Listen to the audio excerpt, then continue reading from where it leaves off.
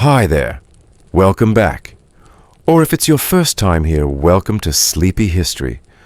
Tonight we're stepping into the starch-stiff world of Victorian parenting, where children were quiet, perfectly dressed, and preferably invisible. Where teething was treated with opium breakfast involved gray lumps of something called gruel.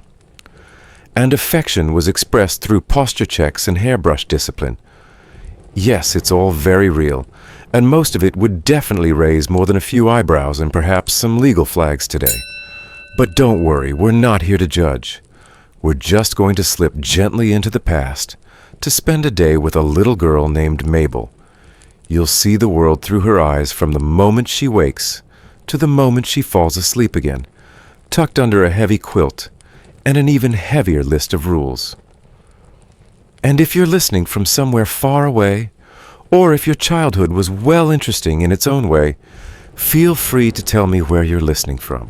I read every comment. It's nice to know I'm not the only one awake. Now dim the lights, turn your pillow to the cool side, and try not to ruffle the covers too loudly. We're in Victorian London now, and someone is always watching. The first thing you notice isn't the cold metal of the bed frame. It's the smell.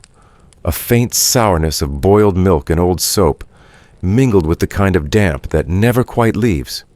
You blink your eyes open to the soft green glow of wallpaper, once floral, now faded, and realize not for the first time that your room is beautiful in a way that might kill you. That shade of green, the one that flakes gently off the corners near the ceiling, is made with arsenic. They say it keeps the flies away. No one seems concerned that it might do the same to you. You are Mabel.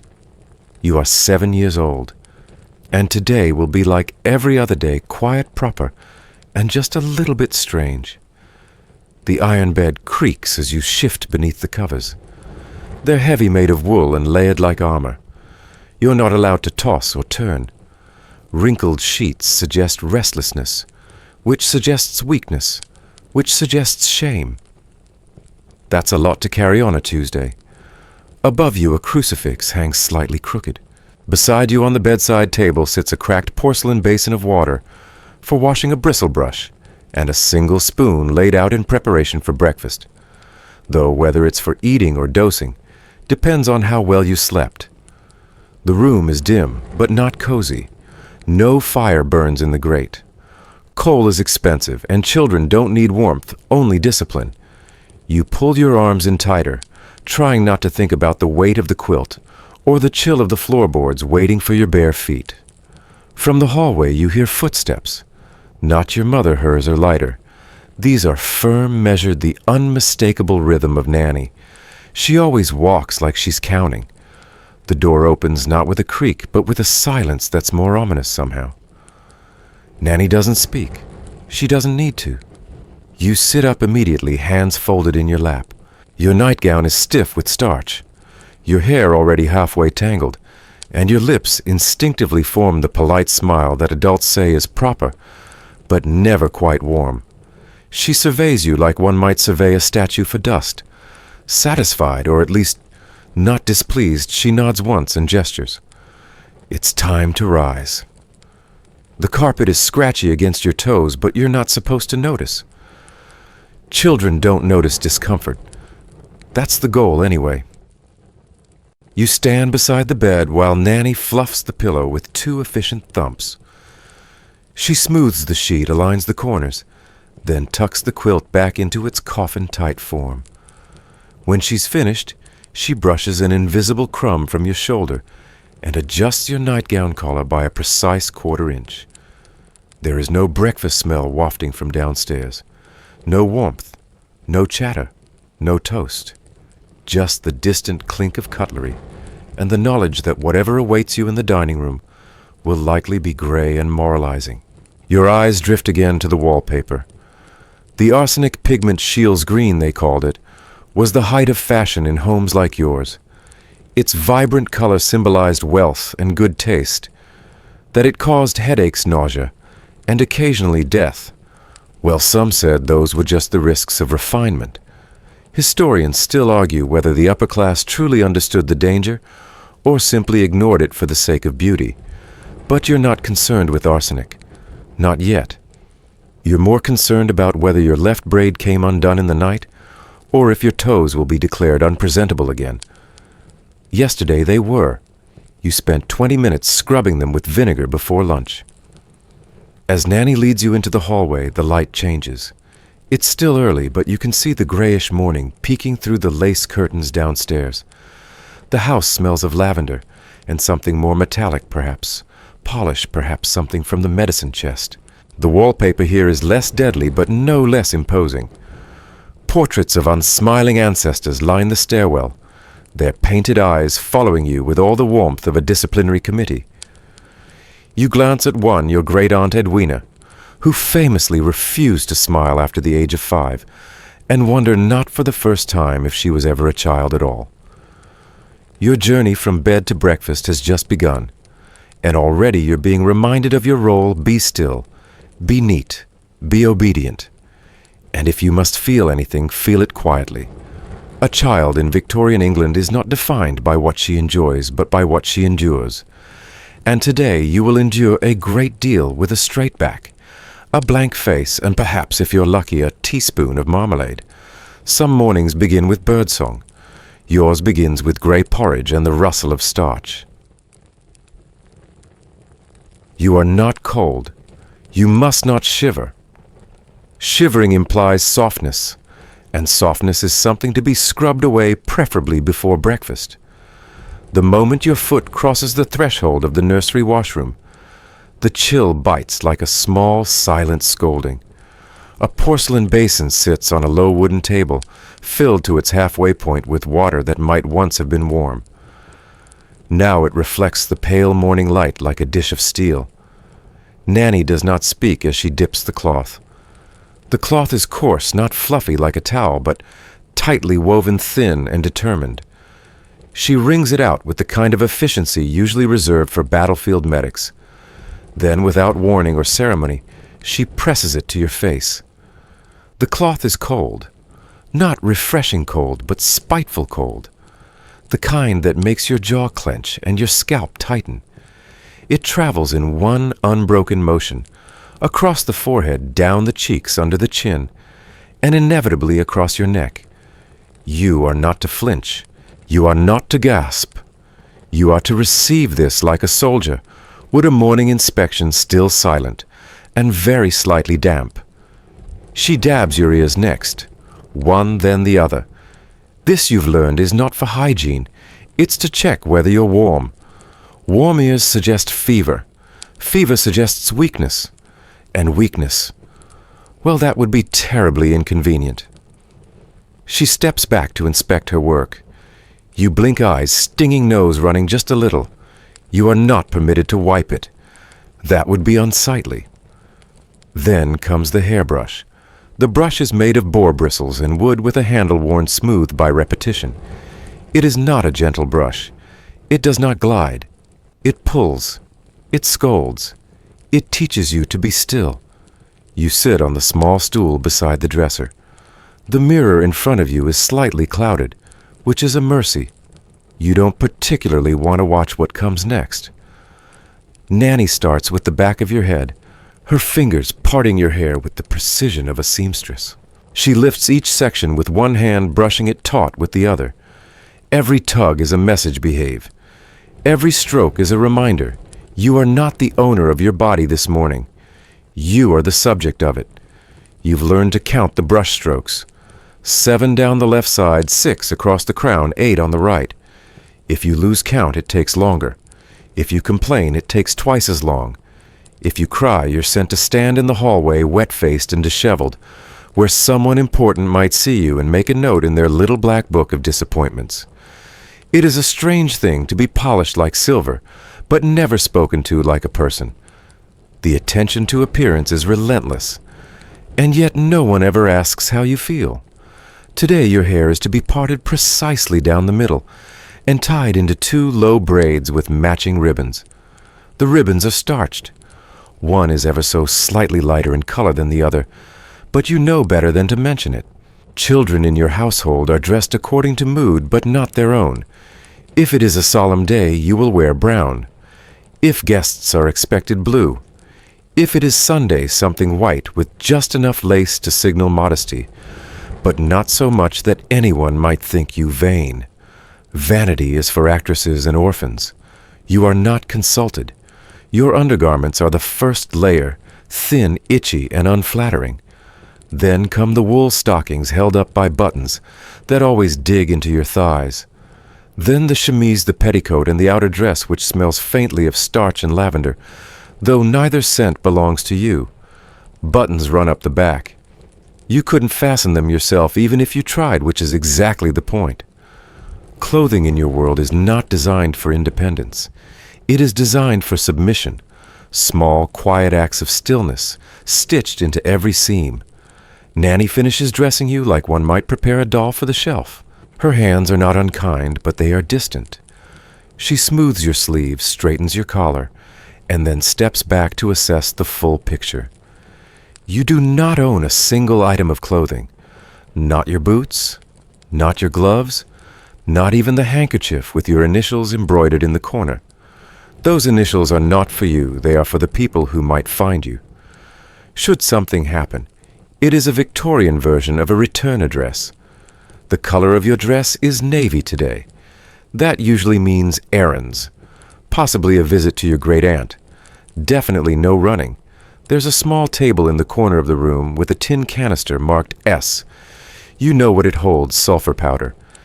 Every few weeks, Nanny parts your hair and sprinkles it onto your scalp, just enough to make you smell faintly of something between brimstone and stale porridge.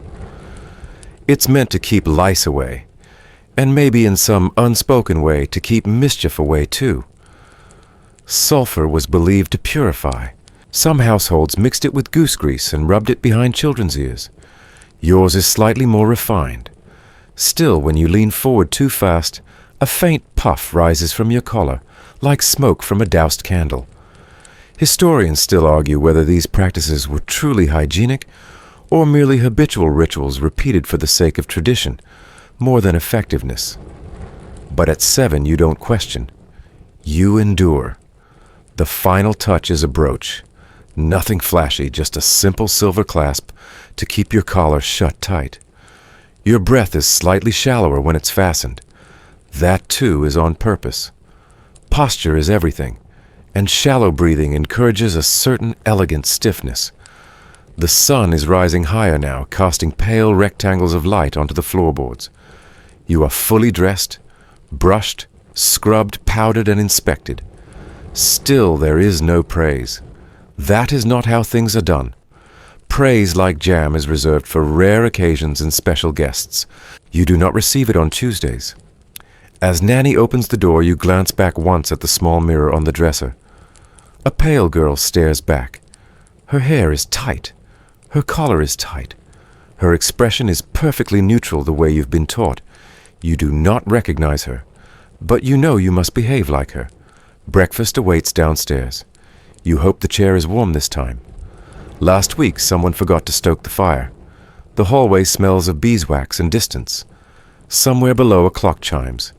8 sharp. Time for you to be seen but not heard. This is not your morning. This is the household's morning. You are a detail in it, a moving part that must glide smoothly across the surface. And today you will glide whether you want to or not. You walk softly, not because you're afraid, but because the carpet has taught you to. Thick in some places, threadbare in others, it demands a certain reverence like a chapel floor, or a book older than your parents. The banister is polished to a dull shine, not from care, but from a century of cautious hands. You keep your fingers off it today. Smudges are frowned upon. The stairs creak exactly 3 times on the way down.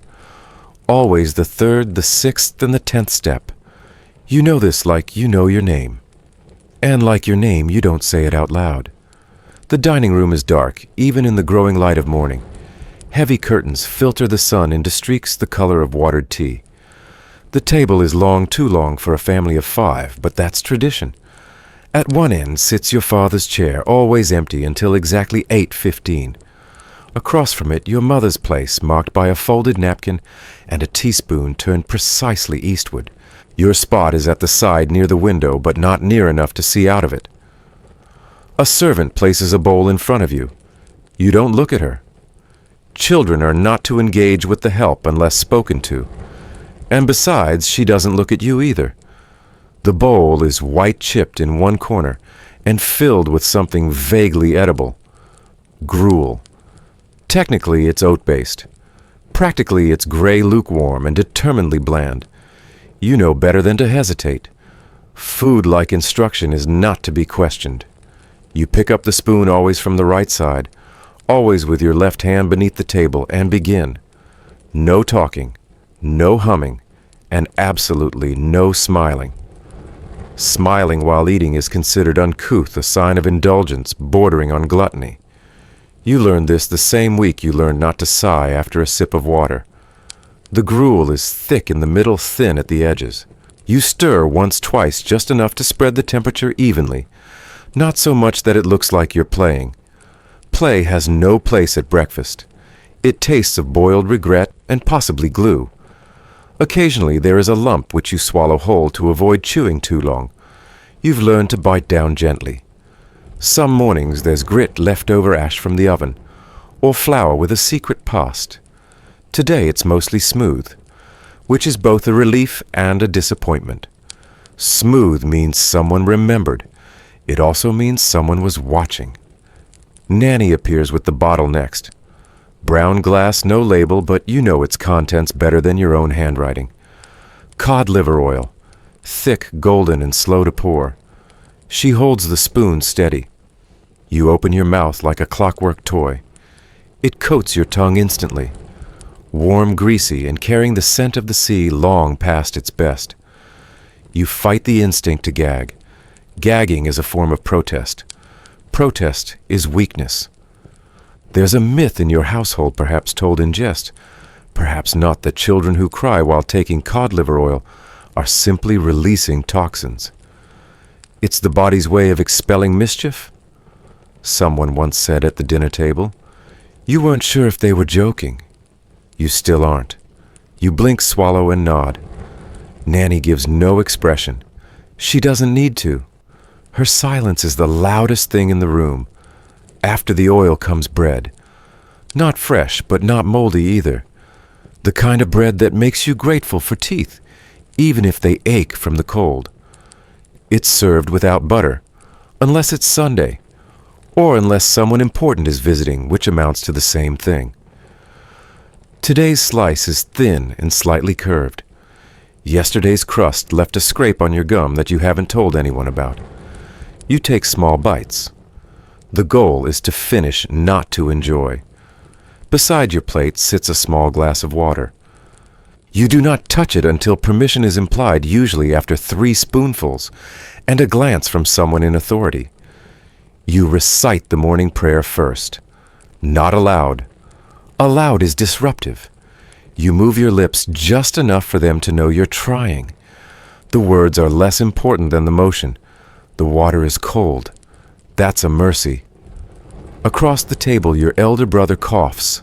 Just once. Sharp but polite. It is ignored. Too soft to punish, too loud to pretend it didn't happen. It hovers in the air like a rogue scent until the silverware clinks again. Your mother enters precisely at 8 to 12. She glances at your posture, your sleeves, and whether you've eaten the crusts. She does not ask how you slept. That would be indulgent. Your father arrives 3 minutes later, adjusts his chair without sitting, and disappears again. You think he checks the mail at that time. Or perhaps he just enjoys being nearly present. You've read that other children eat eggs in the morning, toast, even jam. You're not sure what jam tastes like, but you've seen it in books bright and red, like something that belongs in a dream rather than a dining room. Your own meal continues. Gruel bread, a single bite of something yellow that might once have been cheese. Everything has a purpose. Everything is gray. It's often said that Victorian families valued restraint. But restraint isn't the absence of want. It's the constant presence of denial. At 7, you understand this deeply. There's a small mark on your bowl. A flower, maybe. You trace it with your eyes as you chew. You are not to play with your food, but your eyes can wander, if they do so politely. Someone once said that mealtime is when the soul is nourished. But here the soul is expected to wait until Sunday. You finish your bread. You finish your water. You dab your mouth with the corner of the napkin, never the full square, and wait. Only when everyone else has stopped eating do you stand. Slowly, hands at your sides, back straight. No one says well done. No one smiles, but no one frowns either. That is perhaps the closest thing to affection you'll receive this morning. As you leave the dining room, your stomach sits oddly not full, not hungry, just occupied. The cod liver oil lingers in your throat. You try not to cough. In the hallway, a clock chimes again. It is time for your next duty. You do not know what it is yet, but you know you will perform it quietly. Breakfast is over. Childhood, you've learned, is something you digest one spoonful at a time. You return to the nursery not as a child, but as a guest in a very small museum, curated by someone with an impressive eye for moral instruction. Everything has its place. Every surface whispers of order. Even your toys, which by their very nature suggest joy and chaos, sit in formation like obedient little soldiers. A wooden hoop leans perfectly against the wall.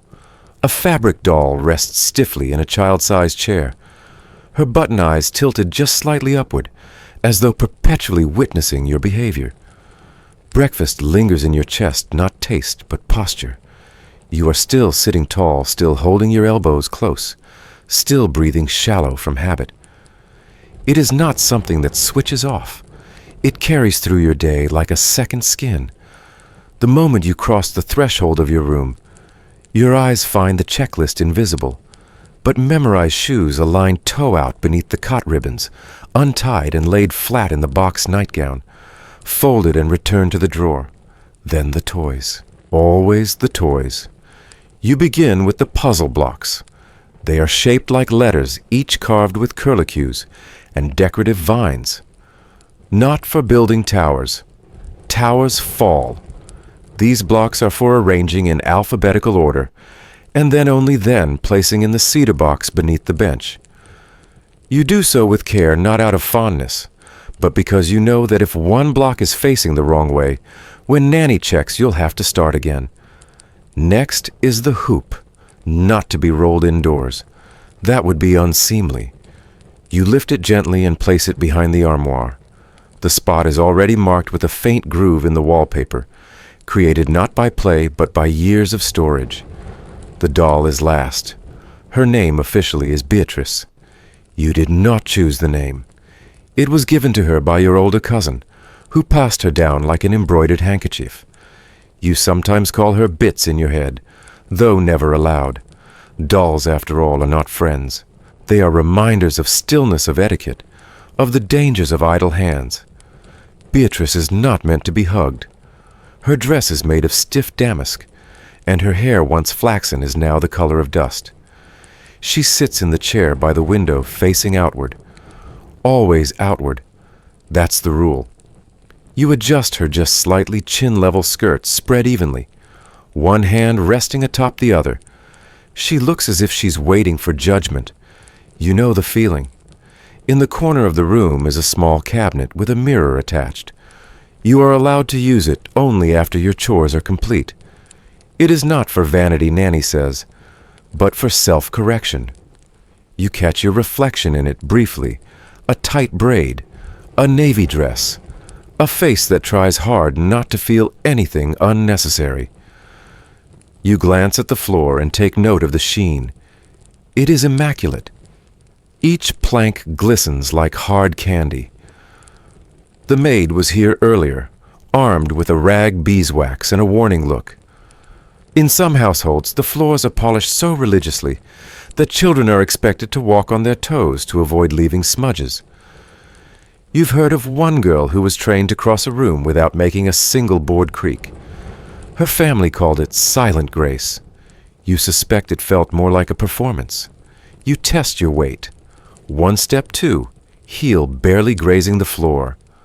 The sound is soft, barely a suggestion. You've gotten better at it over time. Possession is a curious concept here. You do not own your room. You do not own your clothes. You do not even own your birthday presents. Everything you are given may be taken away. Toys in particular are conditional. Not gifts, but tools meant to shape you into the kind of person who doesn't actually play with toys. Historians still argue whether Victorian toys were meant to bring joy or simply prepare children for adulthood. Miniature sewing machines, wooden iron presses, scaled-down tea sets, not for fun but for practice. And boys. Boys got miniature cannons if they were lucky. Not to fire, of course, just to observe, just to understand what might be required of them later. The air in the nursery thickens with lemon oil and restraint. Outside the window, the sky is beginning to brighten. Somewhere a cart rolls down the cobblestones, and the bells of a passing milkman jingle faintly. They sound like laughter, but distant, unreachable. You hear footsteps in the hallway, slow, deliberate. That can only mean one thing. The parlor. You smooth your skirt without thinking. You cross the room without a sound. Nanny appears in the doorway, arms folded, not impatient, just expectant. Children do not enter the drawing room uninvited. They are summoned. And today you have been. The hall is colder than before and longer. You walk with care, each step measured your hands, clasped in front like a small nun.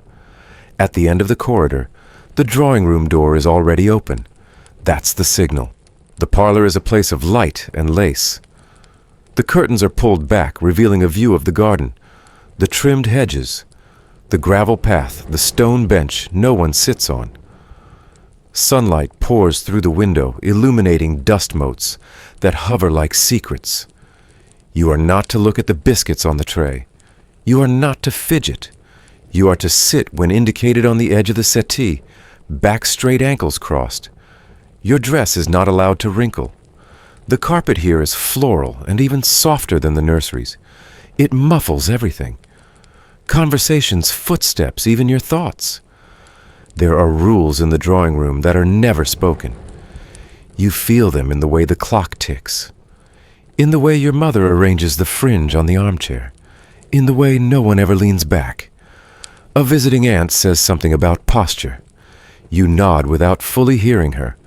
Nanny says nothing but gives you the smallest glance, a warning, and a reward in one. You sit perfectly still for 15 minutes, which feels like an hour. You say yes and no when required with the proper tilt of the head. You do not speak of school. You do not mention the dead bird you found last week beneath the hedgerow. You smile once and only because someone joked about the weather. When you are dismissed, it is with a wave of 2 fingers, not rude but perfunctory, like removing a bookmark. You return to the nursery with care. Beatrice is still by the window. The floor still gleams. Nothing has changed except your sense of breath. You exhale. Finally. Not relief, just transition. In this house, rules are not taught. They are inhaled. There is no bell to announce the start of your lessons. No warm-up song. No game to make learning feel fun.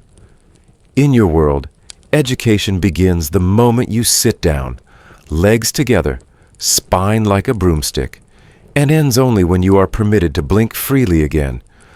The desk is small, made of pine and slightly wobbly at the back right corner, but no one has thought to fix it. The ink pot set into the wood still carries the scent of iron and something slightly bitter, a scent you've come to associate with mistakes. You are not at school, not today. Today's lessons happen at home under the direct supervision of Nanny and the long, unwavering gaze of the grandfather clock across the room. Your mother sometimes joins, though her presence is more evaluative than educational. She does not teach, she inspects. Like lace on a collar or dust on a ledge, she is there to find the flaw. The exercise book before you is creased from earlier uses. Ink blotches from past sessions bleed faintly through the paper like old bruises. Each page is ruled with faint blue lines and bordered in red guidelines not only for the hand, but for the mind. You are expected to write within them and also somehow beyond them. Elegance is not optional.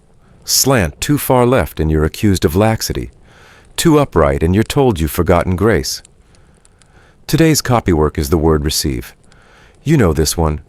You've known it since last Thursday when you misspelled it in front of your cousin and 3 aunts. I before E, except after C, they chanted in unison, as if it were scripture. You cried later. Not because of the correction, but because of the look your mother gave you afterward, a mixture of apology and disappointment, as if your error had caused the tea to go cold. You dipped the pen carefully into the inkwell. Not too deep, or the ink will blot. Not too shallow, or it will skip. Victorian ink is fussy like most things in your life. The first R curves nicely. So does the E. But the C you hesitate, then commit. It comes out crooked, slightly thick at the bottom. You continue regardless. Your hand is steady, but your heart speeds slightly as you reach the second E. This is the part that matters. The part you got wrong. The part that still echoes in your mother's retelling to guests. Can you believe she wrote receive? At 7 you pause. Then carefully, deliberately you write E. Then I, not IE. EI after C. You hope the rule holds true today. Nanny steps behind you. Her breath is not audible, but her presence is, like a cloud that smells faintly of starch and authority. She leans in just enough to glance at the page. There's a silence, not approval, not reprimand, just the kind of silence that could tip either way. You press your palm lightly against the paper to dry the ink. No blotting paper allowed today. One more test in an endless series of refinements. The rest of your assignments are easier, but only by comparison. You recopy a proverb in cursive cleanliness, is next to godliness. You write it 5 times. Then a passage from the Gospel of Matthew, then a list of virtues, obedience, modesty, thrift, fortitude. Spelling is not about expression. It is about precision. Punctuation is not about rhythm. It is about hierarchy. A misplaced comma is as suspicious as a crooked hemline. You move on to arithmetic. The multiplication table sung silently in your head like grim lullabies. 7 times 8 is 56. 9 times 6 is 54. 11 times 11 is 121. There is no counting on fingers. That would be childish. You are 7 after all. Some girls go to proper schools, academy halls with uniforms and stone staircases and echoing laughter. But even there, the focus is not curiosity. It is compliance. Education for girls is a path to marriage, not mastery. You've heard that some schools use orange ink for spelling errors. Not because it's beautiful, but because it fades faster. A dab of lemon juice and the mistake is gone. Invisible. Forgotten. Historians still argue whether this was meant to spare shame or conceal it, whether fading the evidence was a kindness or a cover-up. You suppose it doesn't matter. In your house, all ink is permanent, even the invisible kind. Today's recitation is Psalm 23. Not the entire psalm, just the first 4 lines. You already know them, but Nanny makes you stand anyway. Standing improves projection, or perhaps it just improves posture. You recite softly with your hands behind your back. You speak slowly, precisely hitting each consonant like a nail. You stumble once on the word paths. The TH gets tangled in your tongue. You stop, repeat, continue. When you finish, Nanny nods, not in approval, but in dismissal. You return to your seat. Then she sets the slate in front of you. It's clean, freshly wiped, still faintly damp. A piece of chalk sits beside it, the tip sharpened to a fine point. You are to write 5 words, 5 problem words, words you've misspelled in the past. You write them slowly. Receive, obedient, victorious, temperance, discipline. Each letter etched carefully, evenly spaced. You are proud of temperance. The A doesn't dip this time. You set the chalk down. Nanny glances once more, then says it. You've reversed the I and E in receive. The words hit like a dropped teacup. You stare at the slate. You stare at the word. It looks right. It doesn't feel wrong. But the verdict is final.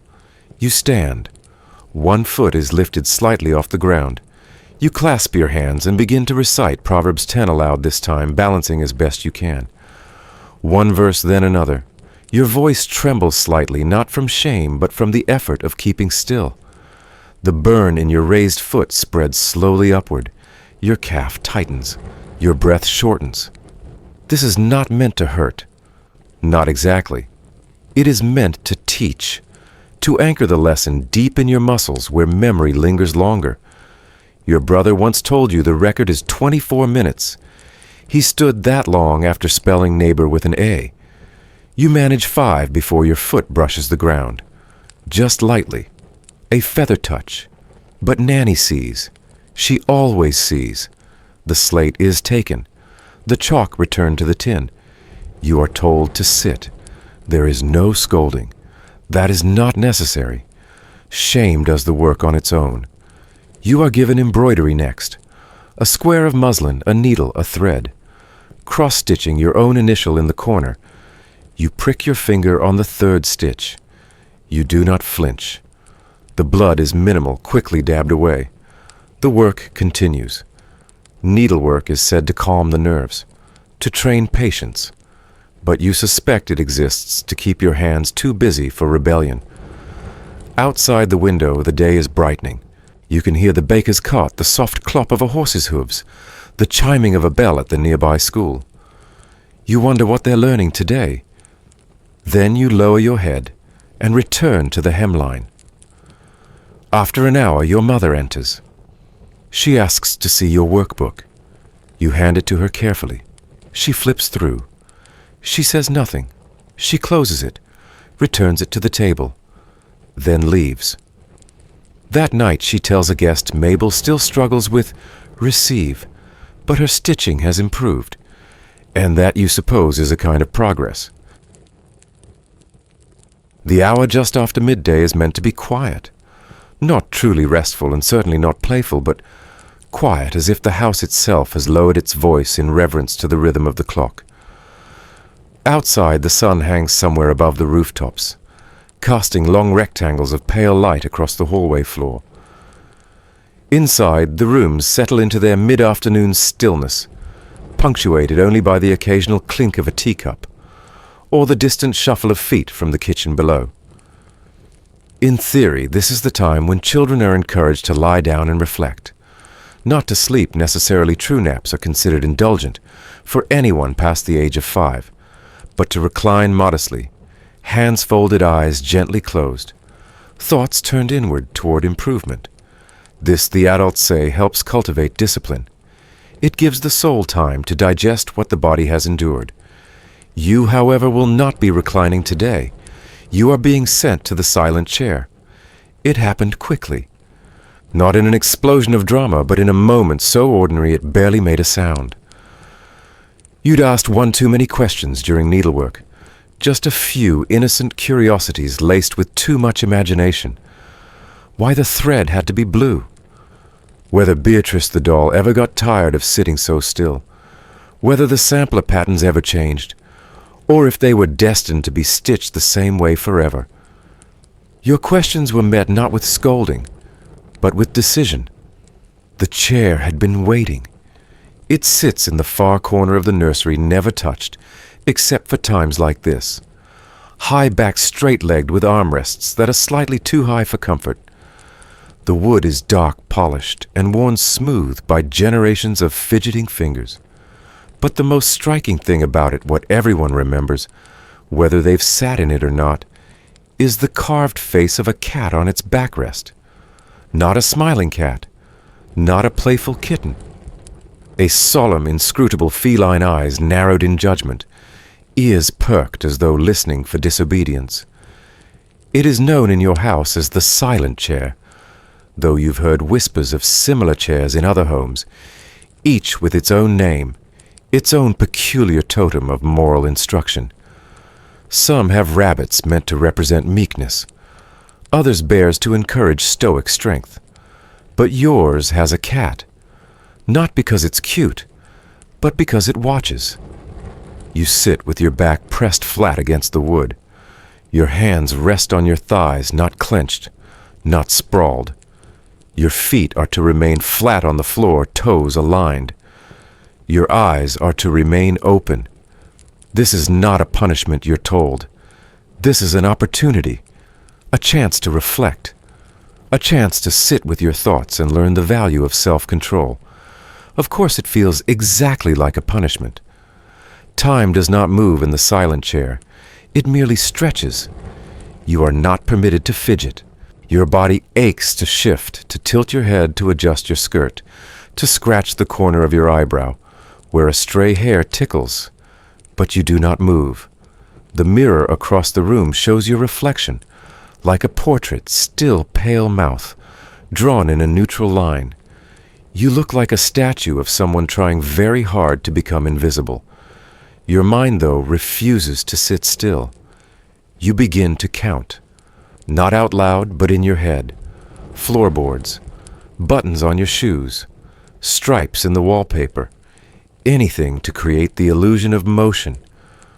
You try to remember the order of the multiplication tables you practiced earlier, but they slip away, replaced by the memory of your doll's fixed stare and the sound of your brother's pencil scratching against paper.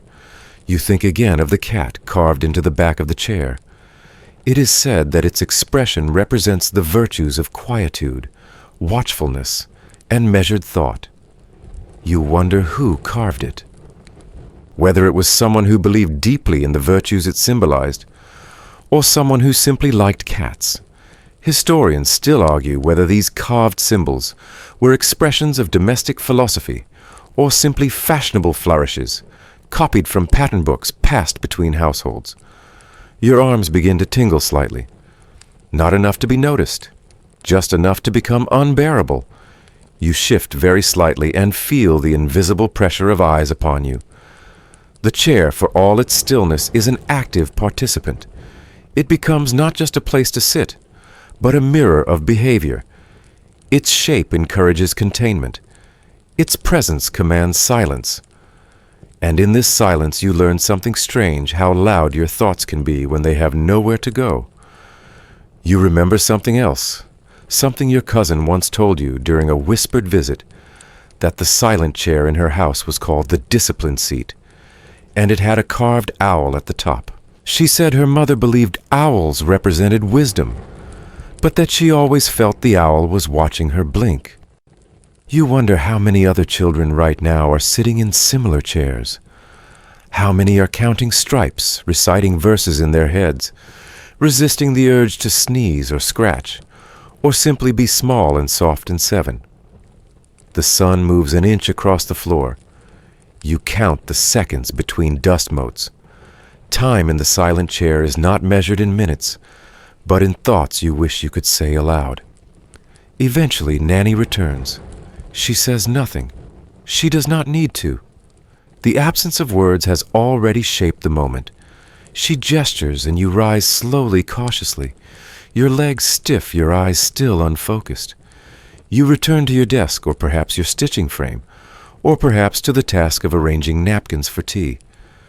Wherever it is, you return not cleansed, but corrected. You do not ask another question for the rest of the afternoon. Later during supper, your mother comments on how quiet you've been.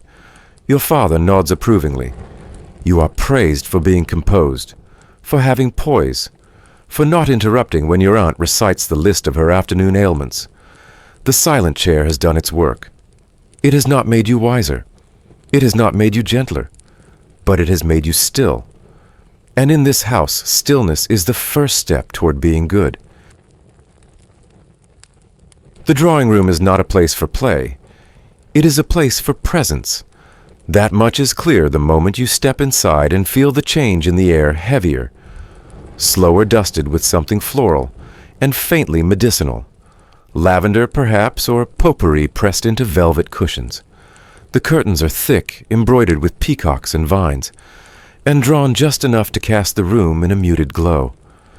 Afternoon light filters in like whispered conversation, cautious not to overstay. You are led in by Nanny and directed toward a chair, not the large armchairs reserved for adults, but a smaller armless piece with an unforgiving wooden frame and no cushion. It is not meant for comfort. It is meant for comportment. You sit with your knees together, back straight, ankles lightly crossed at the base. Your hands rest on your lap, not folded. Folding suggests fidgeting, but open, relaxed, perfectly still. You keep your gaze forward, but not too directly. Eyes downcast, but not sullen. You are in every sense of the word present. This is the afternoon ritual. The adults enter shortly after trailing scents of tobacco perfume starch. Your mother, your aunts sometimes, your father, though he tends to remain standing unless company is especially dull. They sit in a soft arc near the fireplace, sipping tea from porcelain cups, so fine the light passes through them. A few biscuits sit untouched on a tray arranged like rare shells. You are not offered one. No one acknowledges your presence, not because they have forgotten you, but because they are very aware of you. Children in rooms like this are not meant to speak unless spoken to, and preferably not even then.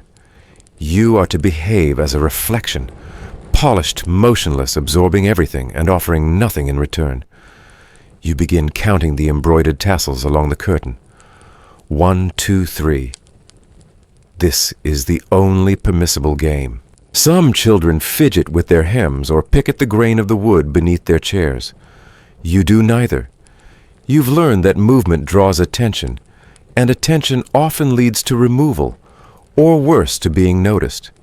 It is said that Victorian children were visible but not vocal, meant to display the success of their upbringing through posture and passivity. Historians still discuss whether this social performance was meant to elevate children or suppress them entirely. Either way, silence was the safest attire a child could wear. You glance once, just once, at the biscuit tray. Your mother sees. She doesn't speak, but her right hand adjusts her necklace in that particular way that means posture. You straighten. You let your eyes return to the curtains. There are 83 tassels. You've counted them before, but today one seems to have come loose. You start again. Sometimes, if the room is quiet enough, you can hear the ticking of the grandfather clock 2 rooms away, or the faint creak of the house settling into its bones. These sounds are comforting, gentler than the rustle of newspapers, or the clink of a teaspoon in a china cup. The adults speak about things that float past your comprehension. Aunt Clarissa's cook has run off with a butcher. Your father's investments in India are unsettling. Someone's daughter has teeth so crooked she may never marry. Each sentence drops like a pebble in a pond, rippling quietly through the room. No one looks at you. No one includes you. And yet your presence is carefully curated. Your hair was brushed precisely for this sitting. Your dress navy with lace trim was chosen for its message, modest, proper, unassuming. Your shoes were wiped clean, your collar aligned. You were told not to speak, but not to disappear. You are for all intents and purposes a symbol. The family's success, their refinement, their restraint. You've heard that in some households girls are trained to sip tea without making a sound. A task that takes as long as 2 years to master. The angle of the wrist, the depth of the sip, the precise point at which the cup returns to its saucer, all must be silent, seamless, invisible, like breathing, like grief. You're not old enough to be given a cup yet, but you already know how not to reach for one. Once, when you were 5, you asked if you could have a biscuit. The room froze. Your mother smiled tightly and said you could take one after the guests had gone. You never asked again. You feel a cough forming in your throat. You suppress it. A cough would draw glances. Glances lead to questions. Questions lead to judgment. And judgment in this room is never voiced aloud. It's far worse. It's quietly exchanged glances, polite sighs, and a mental tally of parental failings. You stare harder at the tassels. 84, 85. You imagine pulling just one and watching the whole curtain unravel. You wouldn't, of course, but imagining it helps. The conversation drifts again to gardening, to governesses, to the price of good linen. You wonder if you'll be expected to sew again this evening, whether your sampler will ever look like the ones framed on the hallway wall, neat, righteous, and unbearably dull. Someone laughs lightly, not loudly, just enough to stir the silence. It is a woman's laugh, controlled, socially acceptable. You realize you haven't blinked in several seconds. You allow just one, and return to stillness. It is said that children raised like this develop impeccable manners, that they grow into adults who know precisely when to speak and when to remain silent. Historians still debate whether such grooming prepared girls for greatness or for invisibility. You know only that invisibility is safer. The session ends not with a word, but with a shift in the atmosphere. Someone sets down a teacup with finality. Someone else reaches for their gloves. The adults begin to rise. You are not told to go, but Nanny appears. She gestures.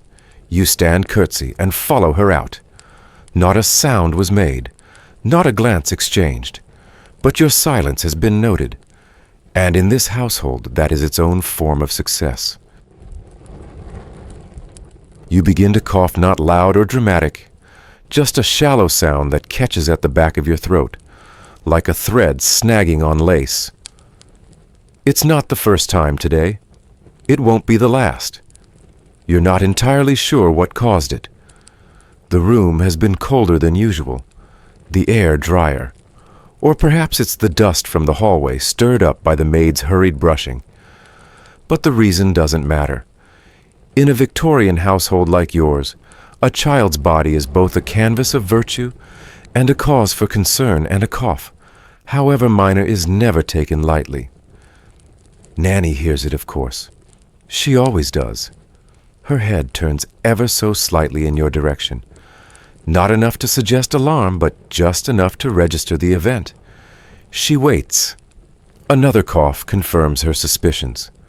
She rises quietly, retrieves a bottle from the small locked cabinet in the corner, and pours a measured spoonful of something thick and dark into a porcelain medicine cup shaped like a tiny swan.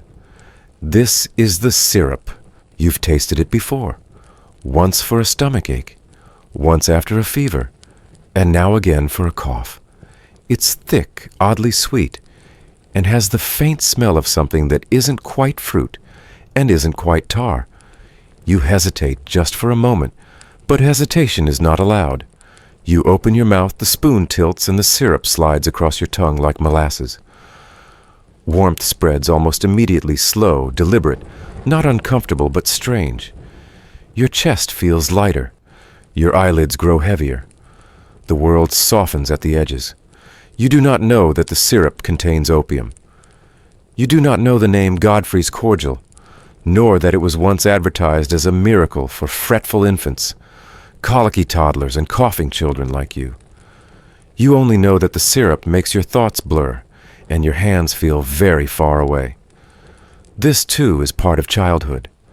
Throughout the 19th century, products like Mrs. Winslow's soothing syrup and Dalby's carminative-lined apothecary shelves, promising rest for children and peace for parents. Most contained generous doses of opium, morphine, or laudanum, sometimes all three. They were sold without prescription, promoted in women's magazines, and praised by mothers desperate for sleep. Historians still argue whether these concoctions were acts of neglect, ignorance, or simply a reflection of medical norms at the time. What is certain is this: children were medicated not just for pain, but for peace. A calm child was a good child, and a quiet child in a world so tightly bound by rules was a blessing. You sink deeper into the nursery chair syrup, still coating the back of your throat. But the ritual isn't over. The cough may be addressed, but now comes the inspection. Nanny draws the curtain slightly to let in more light. She beckons you to stand. You do slowly limbs, resistant but obedient. She kneels before you and begins the examination. Sleeves rolled collar, loosened stockings lowered. Her eyes scan every inch of exposed skin with the focus of a conservator inspecting parchment. She looks for rash, for blemish, for any sign that something inside you has betrayed your training. Skin, after all, is where the truth leaks out. Red spots, dry patches, swollen joints, they are interpreted like omens. You feel her fingers press gently along your arms, then across your neck. She sniffs once discreetly and moves on. She checks behind your ears, beneath your chin, the tops of your knees. A faint mark on your leg draws her pause. You try not to flinch. You don't even remember how it got there. She touches it with the corner of a cloth dipped in vinegar. You wince. It stings and the smell bites at your nose. She does not react. In many Victorian homes, such inspections were performed daily, sometimes twice. They were meant not only to detect illness, but to ensure that the child's body reflected the virtue of the home. Cleanliness was not personal. It was moral. Some mothers went further, applying crushed chalk to armpits, silver dust to tongues, even rubbing sulfur into the scalp to ward off lice, and keep the thoughts pure, as one etiquette manual quaintly phrased it. Cleanliness in that world was sacred and performative. It was less about hygiene and more about control. Your scalp tingles at the memory of sulfur powder, its chalky scent, its unnatural heat. Once a week, without fail, it was combed through your hair, followed by a quick rinse with cold water, and the instruction to sit very still so it could set. You don't know what it's meant to set, but the order was never questioned. You wonder briefly if your doll Beatrice ever feels itchy under all that lace. The inspection concludes without comment. That means success. You're allowed to dress again. Collar-button sleeves, smooth stockings tugged up with care. The nursery settles once more into its routine.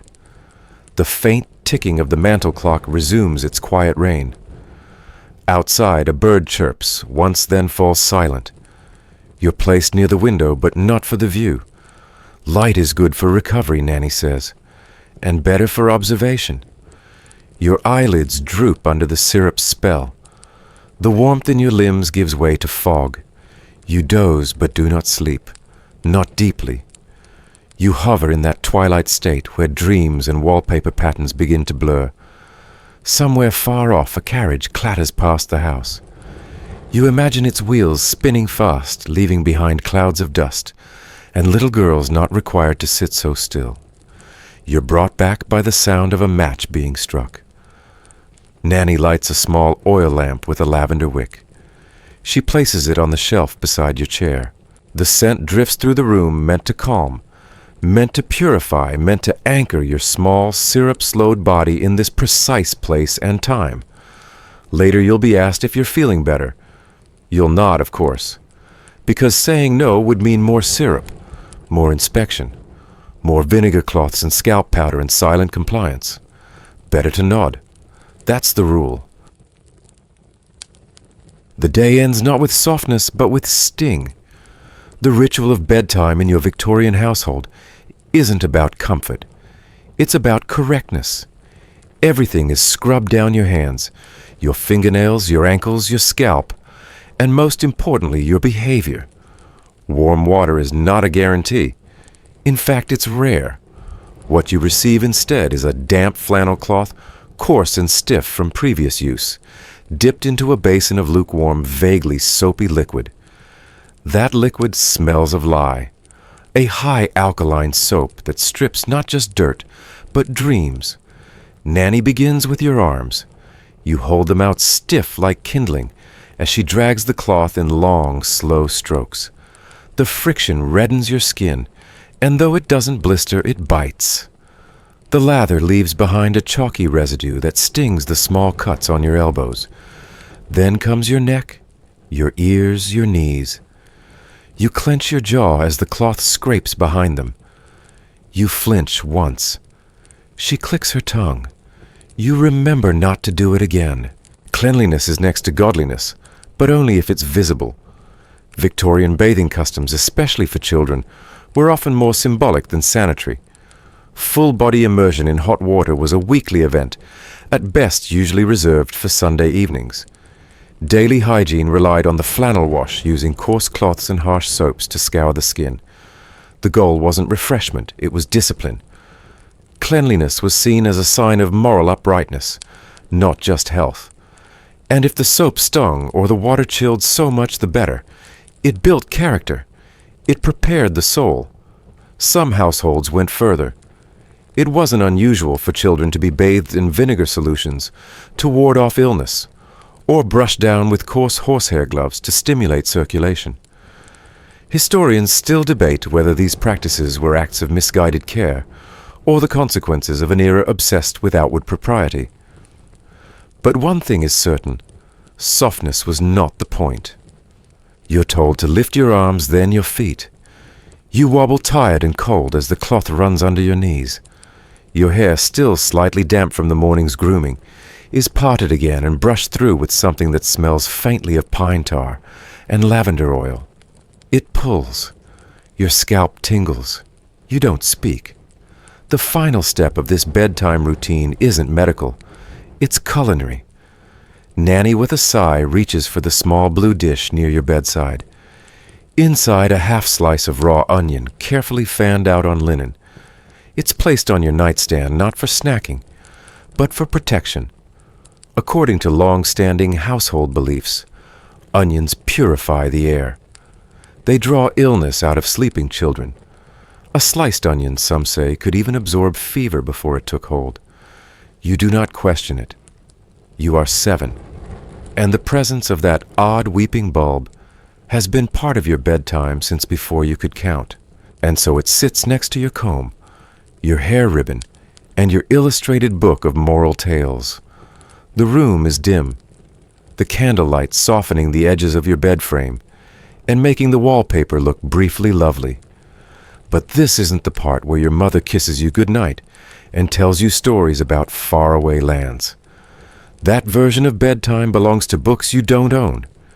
Instead, your final interaction with the day is a story of a different kind. Nanny pulls up a chair, not to cradle, but to instruct. The bedtime story in your home isn't a whimsical adventure, it's a cautionary tale. Tonight, it's the one about the girl who didn't brush her hair and whose tangles were so full of secrets that a crow nested in them. Or the boy who talked back and was carried off in his dreams by a cloud made of regret. There's always some version of a rule broken and a punishment paid. The moral is never subtle, and you listen not because you love the stories, but because they're part of the pattern, because each tale is like a brick laid in the wall of who you're supposed to be. In Victorian England, morality tales were a staple of childhood. Books like Struwell Peter Little Eva and The History of the Fairchild Family weren't bedtime fluff. They were sharp-edged fables filled with graphic consequences. Disobedient children losing fingers, greedy ones meeting unfortunate ends. Even in their milder forms, these stories emphasize that every misstep, every sass spill or sulk would be answered by a stern cosmic balance. Children were to be molded through fear, not coaxed through empathy. You stare at the ceiling blanket pulled tight under your chin. The flannel nightgown itches slightly. The sheets smell of starch and lemon. The onion is already losing its sharpness. You wish the story had a dragon, or a balloon, or a single moment where someone laughs and nothing bad happens after. But instead, the tale ends with a girl who disappears, leaving behind only a ribbon. The lesson always obey. The implication disobedience erases you. Nanny says good night with a nod. The candle is pinched out. Darkness. For a moment, your eyes strain to catch shapes in the shadows. The wooden dresser looks like it might move. The fringe of the curtain shivers slightly. A floorboard creaks. The onion breathes its sweetness into the room. Sleep comes slowly. Like everything else, it must be earned. But tonight, something's different. Not louder, just stranger. Perhaps it's the story, or the syrup earlier, or the cold cloth still echoing across your skin. But you find yourself thinking about all the things you didn't say today. You think about the chair in the parlor, the untouched doll, the chalky porridge. You wonder what would happen if just once you turned your doll the other way, or if you whispered something nonsense into your pillow, just to feel it. Historians still argue whether Victorian childhood was unusually cruel or simply a product of necessity. After all, many families believed they were preparing their children for a world that would not forgive softness. To them, every rule was a kindness, every stern look a kind of love. And yet, lying here, hands tucked beneath your pillow, you wonder why kindness has to sting so much. Outside your window, the moon is full. Its glow spills across your blanket in faint silver stripes. You trace one with your finger, pretending it's a path, a secret road out, just for tonight. In the next room, the clock ticks forward. Another day ends. Another begins. And for now, you sleep. Not with lullabies, but with compliance. Not with dreams of sugar plums, but with obedience as lullaby. And yet, even in that heavy, regulated silence, something stirs. A quiet defiance. Not loud, not disruptive. Just a small flicker of awareness of self. As the candle's scent fades and the onion's sweetness dulls, you carry that flicker with you into sleep. A ribbon of resistance tied loosely around your thoughts. Not to rebel, but to remember. Because even in the most structured childhoods, memory makes room for softness. And though Mabel does not know it yet, the stories she endures now, the lessons, the routines, the silent expectations will someday be retold. Not as rules, but as reminders of how not to forget the child within. Soft close, Mabel closes her eyes, the stiffness of the sheets folding around her like old paper. Outside, the wind stirs a forgotten swing. The day ends not in rebellion, but in quiet survival. And now let us travel beyond Mabel's world, because peculiar childhoods are not unique to Victorian London. The sky is still a deep indigo when you rise. No bells chime, no nanny knocks. There is no flannel washcloth waiting beside your bed, no porridge stiffened with time. Only the creak of floorboards and the distant sound of water, ladled into wooden buckets. You are no longer in Victorian London. You are in Edo, 18th century Japan, and your morning begins not with a sigh, but with a bow. You are 8 years old, and your feet already know the worn path from the house to the well. The soles of your sandals are thin. The wood beneath them has softened with use. You carry 2 small buckets suspended from a bamboo yoke that balances awkwardly across your shoulders. They are not heavy, yet, but the weight will grow with every step. In your household, work is not a punishment. It is not even a chore. It is a privilege, a contribution, a marker of belonging. To serve your family is to prove your place in the world. And so you bow before the kitchen matron, whisper your morning greetings, and head outside before the sun crests the rooftops. The air smells of damp earth and wood smoke. Somewhere a rooster calls. The town stirs, but slowly. You pass neighbors with quiet nods. There are no morning chats, no giggling children. Discipline is woven into silence. Each person carries something: a bundle of firewood, a sheaf of rice straw, a basket of fish. You notice an older girl ahead of you, bowing deeply to a passing samurai. You mimic her movement, though your knees tremble from the extra weight. There is a right way to bow, and the depth depends on the status of the person you're greeting. You've been taught this since you could walk. 70 degrees for lords, 45 for respected elders, 30 for your parents. Precision is a form of reverence. Historians still debate whether the strict formality of Edo childhood was more about obedience or order. What's clear is this: to be a child in 18th century Japan was to be part of a social mechanism. So smooth, even its youngest cogs were expected to turn without friction. The well is still cool from the night. You kneel, grip the rope, and begin to lower the bucket, hand over hand until you feel the splash of water. You pull. The rope scratches your fingers. You do not wince. Later, someone will praise your quiet diligence, and that will be enough. The water is for rice washing cloth, soaking and face cleaning. You carry it home step by deliberate step, and do not spill a drop. Along the way, you hear the rattle of shutters, opening the first clang of a cooking pot, the thud of a broom sweeping the stoop. Your morning has already been full. Inside the home, your siblings are sweeping and folding. The baby is strapped to your mother's back. Grandfather sits by the window, adjusting the wick of a small oil lamp. The day is underway. No one thanks you for the water. No one comments on your early start. But someone sets aside a bowl of barley gruel for you still steaming. And that is all the acknowledgement you need. It is not just labor that defines your life. It is learning constant, embedded in every gesture, every phrase. You do not attend a formal school, not yet. But you are apprenticed to the rhythms of your family. How to wipe a table clockwise. How to fold a kimono sleeve just so. How to accept a teacup with both hands and lowered eyes. Each movement matters. In many Edo period households, children, especially girls, were taught to internalize kata or form. This meant more than just posture. It was a philosophy of movement, a belief that the proper way of doing something was sacred. Whether scrubbing floors, arranging tatami mats, or greeting elders, there was a correct method. And deviation was not creative. It was incorrect. Your older cousin is learning how to make rice balls.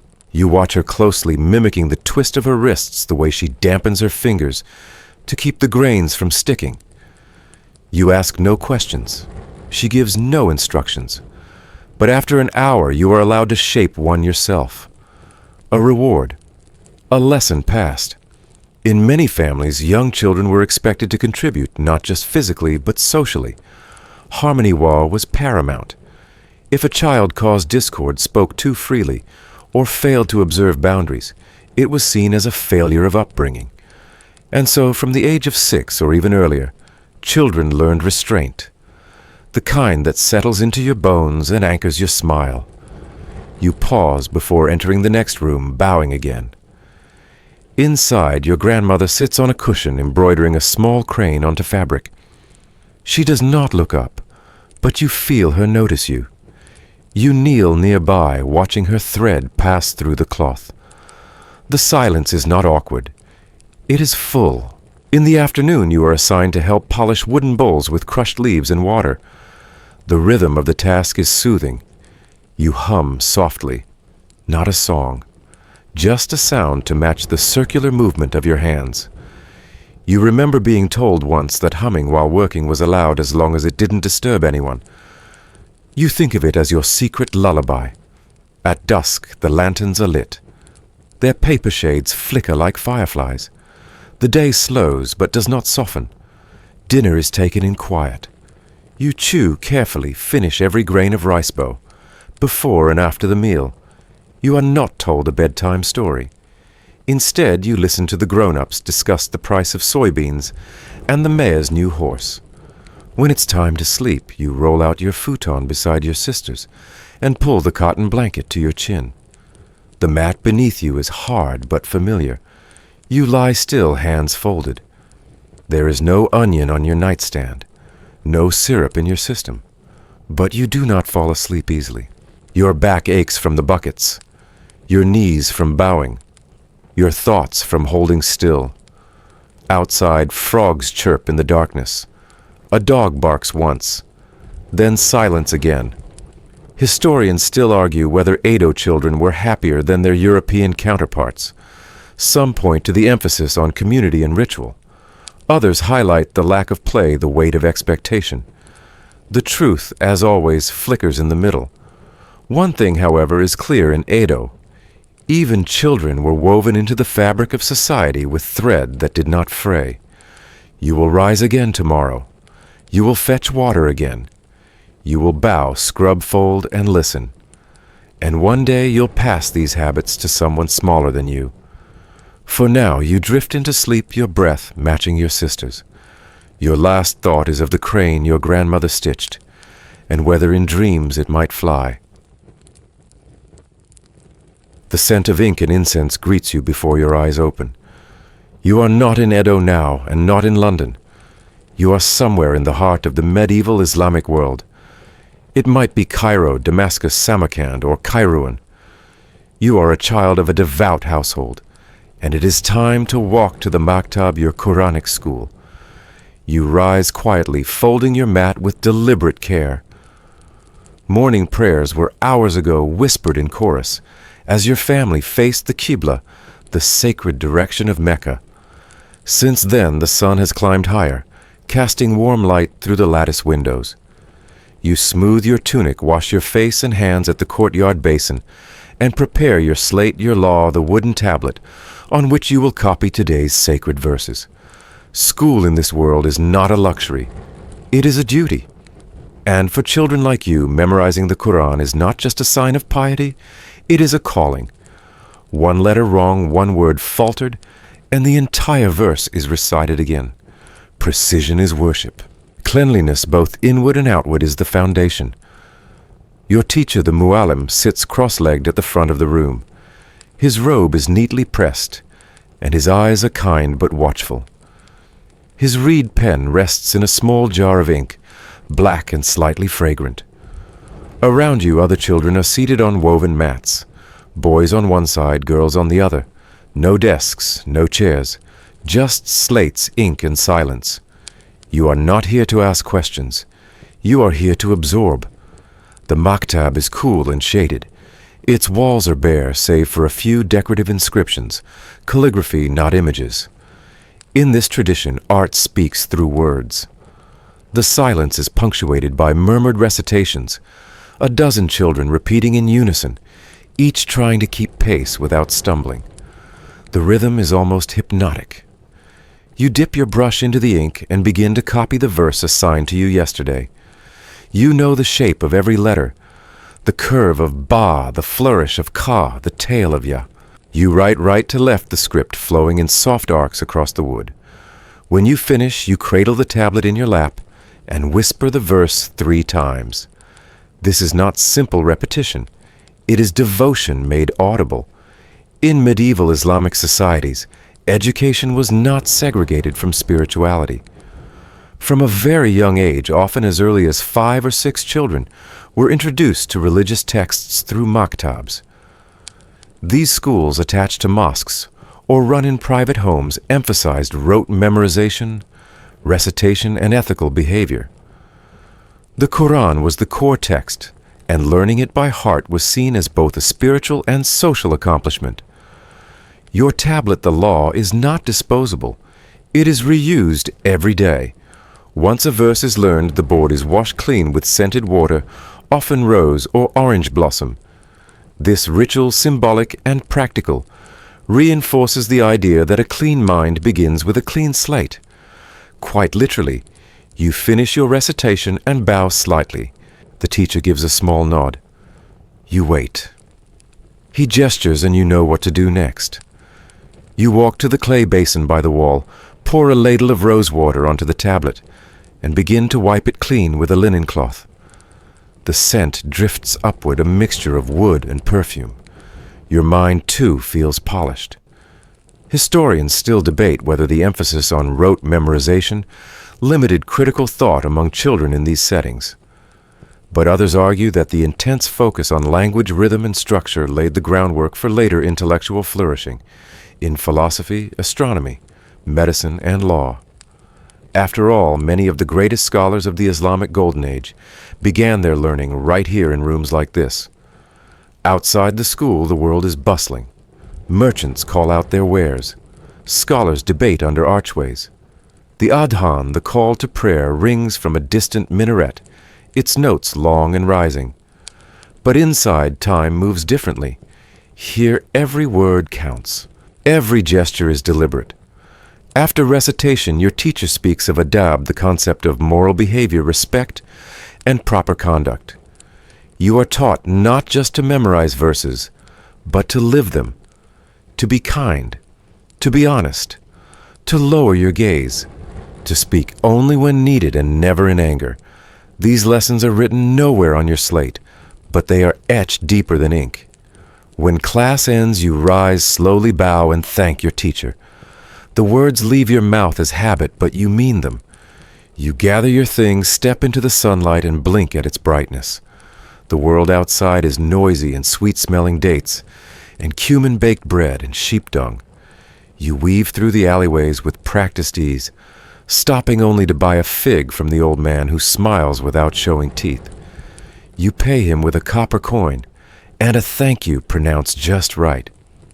He nods in return, hand on heart. At home, your mother asks what you learned.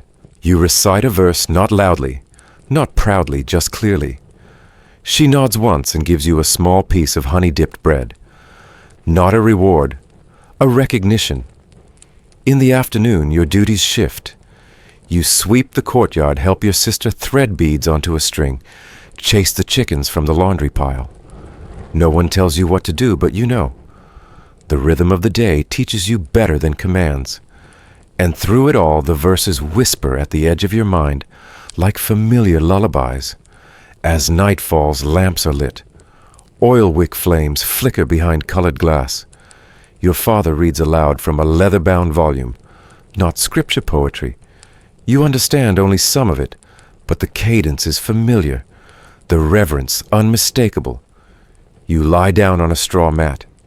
The coolness of the floor seeps through the thin blanket. You stare at the ceiling beams, tracing the tiny cracks in the plaster with your eyes. Somewhere in the house, your tablet lies drying clean and faintly sweet. Historians still discuss the dual nature of this education, both strict and luminous, narrow and profound. Children were given structure, but also purpose. Routines were rigorous, but rooted in something vast, the idea that even a child's voice could carry the divine. You fall asleep reciting the verse again in your head, not out of fear, not even out of obligation, but because it feels like breathing. The scent of parchment and crushed herbs fills the room before your eyes open. Morning in Baghdad begins with the rustle of scrolls. Not silence. You are 10 years old, and your name is inscribed neatly, carefully on the edge of a polished cedar tablet. You are the son of a respected scholar, one of many thinkers, who walked the marble halls of the Beit al-Hikmah, the House of Wisdom. Here, childhood is not a quiet waiting room before adulthood. It is a race, a duty, a gift. From the moment your first letters took shape on wax tablets, your education has been a river wide and deep. This morning, your tutor arrives with a Greek manuscript in one hand and a diagram of the stars in the other. You are not surprised. The boundaries of your world stretch far beyond your neighborhood, beyond your empire, sometimes beyond Earth itself. Your day begins with language not your own, but Greek. You're learning to translate the works of Aristotle and Galen. You do not speak these names aloud with awe. They are as familiar to you as your uncle's spice shop. The Abbasid Caliphate does not merely accept foreign knowledge. It seeks it out, preserves it, elevates it. You are told from a young age that wisdom belongs to no single people, that intellect is borderless. Your tutor points to a line in the manuscript and asks you to explain it. You stumble slightly. The words are dense, the ideas heavier still. But you manage. Logic first, precision later, and always, always curiosity. The House of Wisdom is not a school in the way your grandparents understand the term. It is a translation hub, a library, a think tank, where scholars of all backgrounds meet to study mathematics, astronomy, medicine, philosophy, theology, music, and mechanics. Some call it the greatest intellectual center in the world. You just call it the place your father works. Today he is in a room 3 doors down discussing lunar parallax with a visiting scholar from Bukhara. You will join him later. For now, your own lessons unfold on layered scrolls and ink-streaked papers. At mid-morning, your class shifts to arithmetic. You move from Greek to Indian numerals, which your tutor explains are far more elegant for calculation. You work through equations on a sand tray, adjusting figures with your fingers. The zero feels like a magic trick, how something so small can change so much. A girl sits across from you, quietly scribbling notes onto a long strip of papyrus. She is a merchant's daughter, allowed to study here because of her extraordinary poetry and her uncle's reputation in the court. Yesterday, she wrote a short verse questioning a philosophical contradiction posed by one of your instructors. Today, her poem has been copied and placed in the Royal Archives. You have not told her, but you memorized it last night. Not everyone sees children as capable of such depth. Historians still argue whether the Abbasid elite extended these intellectual opportunities to all classes, or mostly to sons of privilege. But records do show that girls wrote, taught, and debated within these circles. Not often, but enough to leave a trace. Your next subject is medicine. You trace diagrams of the human body copied from Galenic texts and refined by Arab scholars. You learn about bile phlegm and melancholy. You recite the properties of herbs mint, to soothe the stomach myrrh, to treat infection onion poultices for fever. When your brother fell sick last month, it was you who prepared the steam bath. You boiled chamomile and wrapped his chest in lavender cloth. He recovered in 3 days. Outside, the sun is sharp and golden. You step briefly into the courtyard where birds sing from the arches. You see shadows of other children pacing with slates in hand, muttering verses of the Quran, copying diagrams of planetary orbits, whispering poetry to themselves like a second prayer.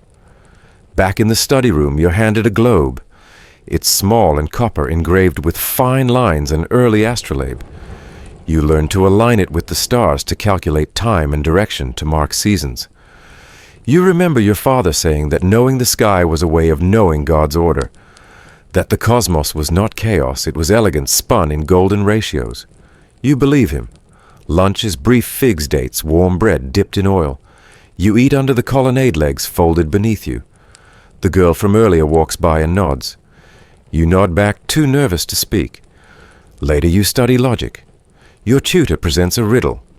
You are asked not for the answer, but for the reasoning, step by step. You are told that truth is not what you believe, it is what you can prove.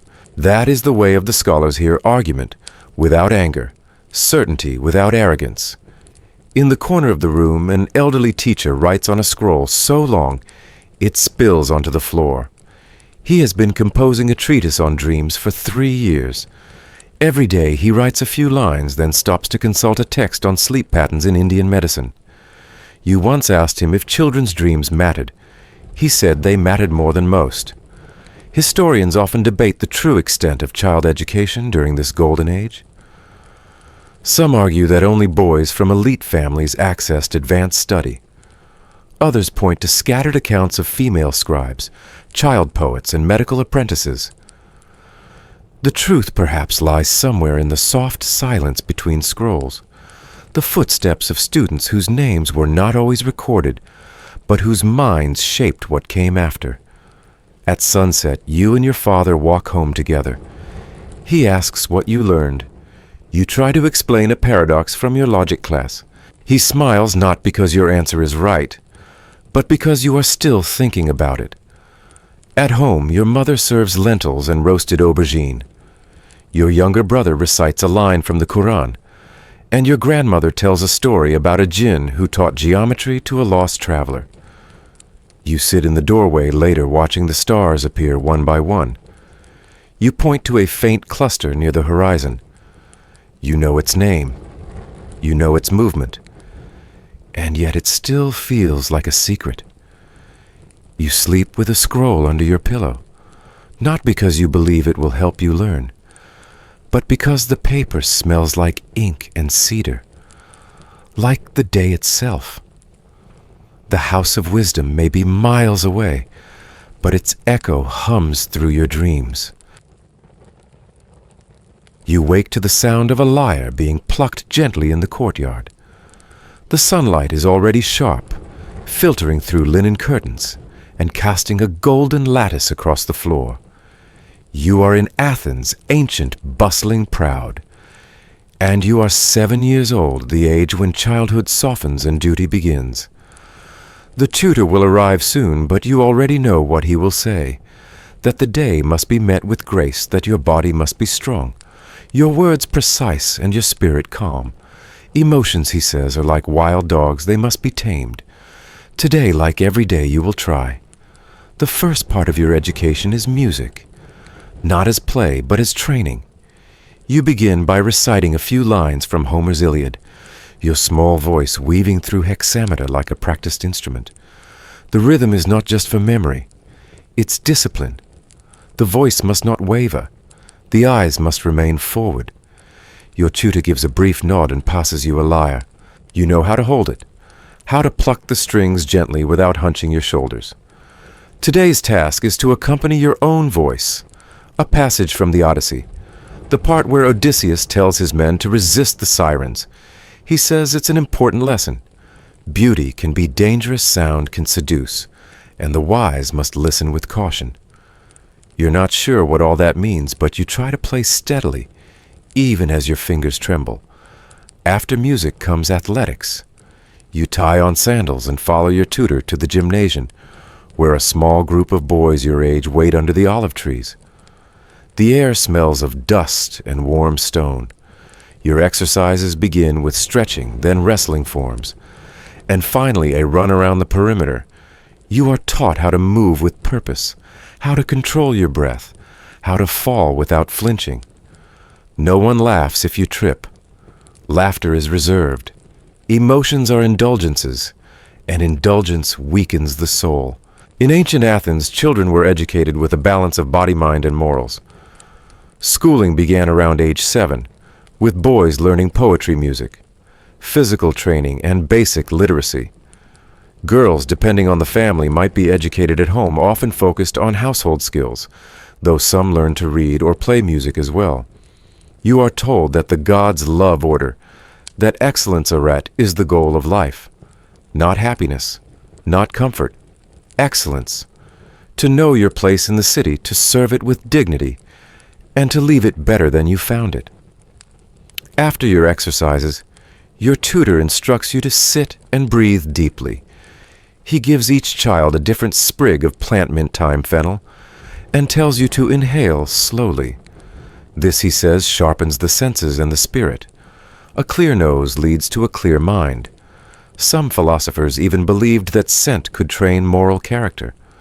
So you sit in silence, breathing time, trying not to sneeze. Your next lesson is poetry. Not writing, not yet, but listening.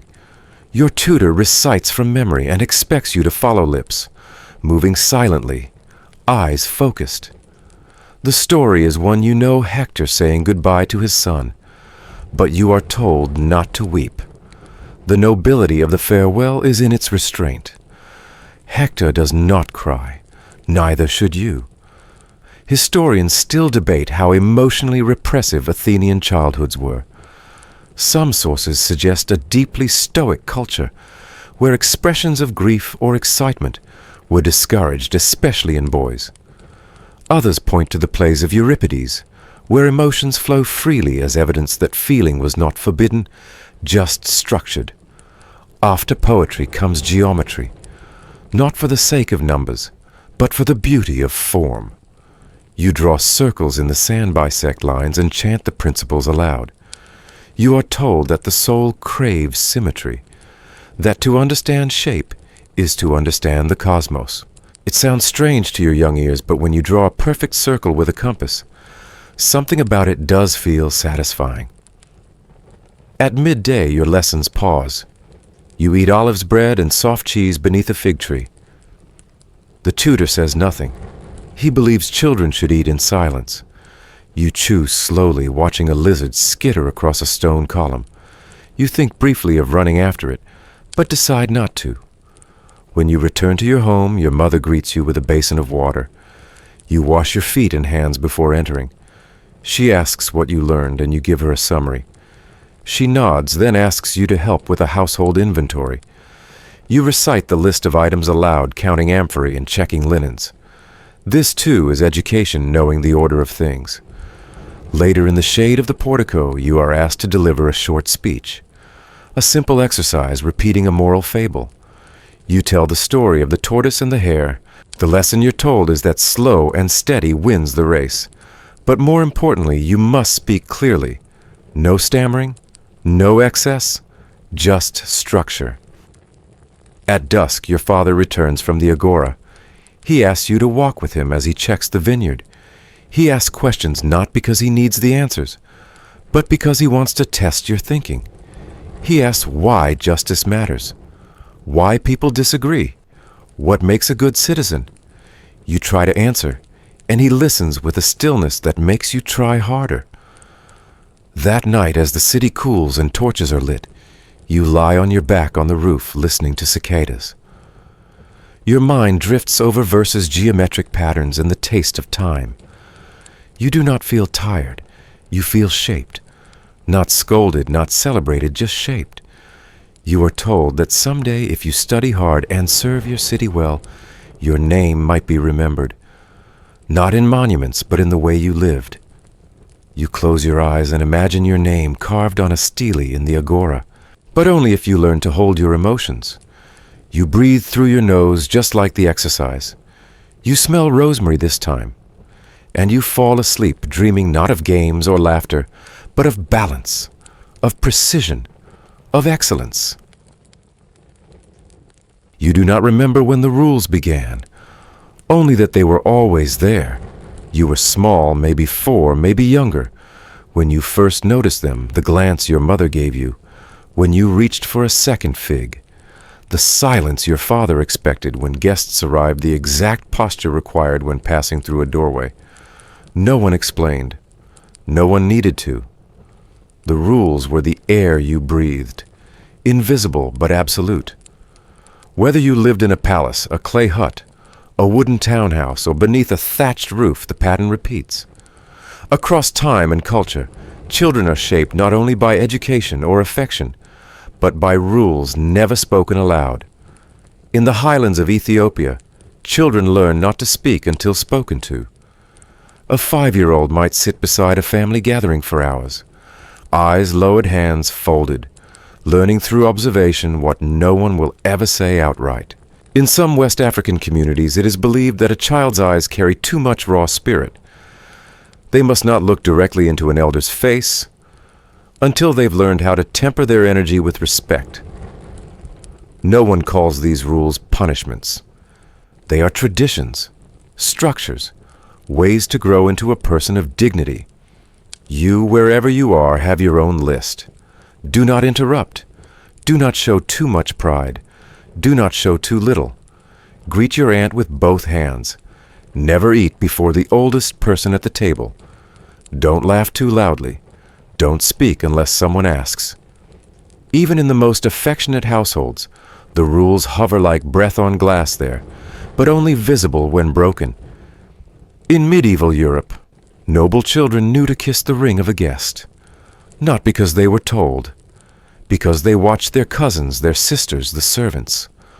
One mistake and a single nod from a wet nurse was all it took to correct the error without a word. In Edo period Japan, children learned the choreography of the tea ceremony before they understood its meaning. Every bow had a precise angle, every silence a precise length. A child's value was not only measured in obedience, but in the grace with which they performed it. In some indigenous communities in the Americas, children are rarely scolded aloud. Instead, social correction is delivered through storytelling. A tale told near the fire, perhaps about a squirrel who disrespected his elders and got lost in the forest. The lesson is clear, but no one points a finger. The child absorbs the meaning in silence. You too learned some of your deepest rules from silence. The way your mother straightened your collar when company came. The way the room quieted whenever someone of status entered. You felt the weight of expectation before you had the words to name it. Historians still debate the impact of these unwritten codes. Were they forms of gentle discipline or subtle erasure? Did they cultivate order or suppress individuality? What's clear is this: across dynasties and continents, The rule book for childhood was never truly written down. It was whispered, performed mimed, passed through generations like a melody with no lyrics. In ancient China, Confucian teachings emphasized filial piety above all. A child was to be humble, reverent, aware of their place in the family hierarchy. Even a 6-year-old was expected to bow with the correct hand placement, to serve tea with eyes lowered. Not doing so wasn't just rude, it was seen as a flaw in the moral foundation of the home. Some families took this further. In elite households during the Tang dynasty, children were taught to listen to adult conversations for tone, not words, and to judge their own behavior accordingly. A frown from an uncle might mean you spoke too soon. A pause before praise might signal that your posture had been slightly off. You were a mirror expected to reflect dignity without drawing attention. One lesser-known tradition from early Arab households involved scent. A child's garments were lightly perfumed based on their temperament, calming oils for restless children, invigorating ones for the shy. The expectation wasn't only behavioral, but atmospheric. The child's presence should harmonize with the room like music in the background.